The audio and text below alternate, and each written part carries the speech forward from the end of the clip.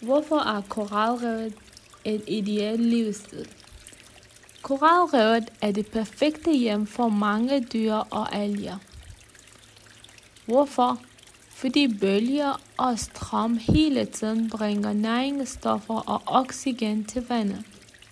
Der er også masser af sollys, som algerne bruger til fotosyntese. Og korallernes sjove former er perfekte gemmesteder for både byttedyr og rovdyr.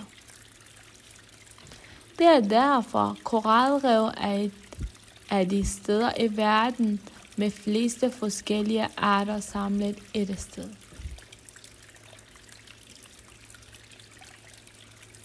Fiskene på koralrevet. Fisk på koralrevet er fantastiske. Mange af dem har tilpasset sig livet her på smarte måder. Tag for eksempel barracudaen. Den er hurtig og har skarpe tænder til at fange sit bytte.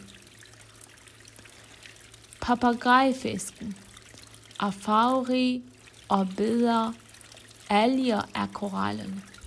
Og så er der moen, der gemmer sig i sparker og venter på at byttet kommer tæt på. Hver fisk har sin egen måde at overleve på.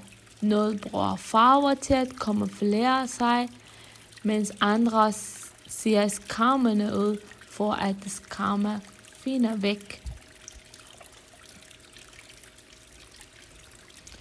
Bløddyr. Bløddyrene på koralrevet er også ret utrolige. Blæksprutter kan skifte farver og form for at skjule sig der som havets ninja. Nøgensnegle er små og farverige, men pas på, det er giftige og spiser ting, andre dyr ikke tør røre. Og så har vi verdens største muslinger. Der kan blive over 1 meter lange og veje op til 200 kilo. Tænk, hvor meget de kan gemme ind i deres store skaler.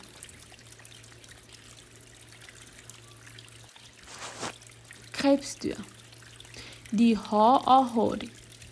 Krabber, hummer og rejer er koralrevets arbejder. Krabber og hummer kravler rundt på bunden for at finde mad. Deres hårde skaler beskytter dem mod fjender. Rejer svømmer frit rundt og spiser alger og smådyr.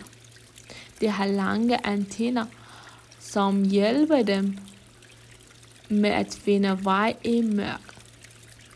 Krebsdyr er vigtige, fordi de holder revet rent og fuldt med liv. Tilpasninger. Hvordan klarer dyrene sig? Lad os opsummere noget af de tilpasninger, dyrene har. Hajer har skarpe tænder til at fange bytte.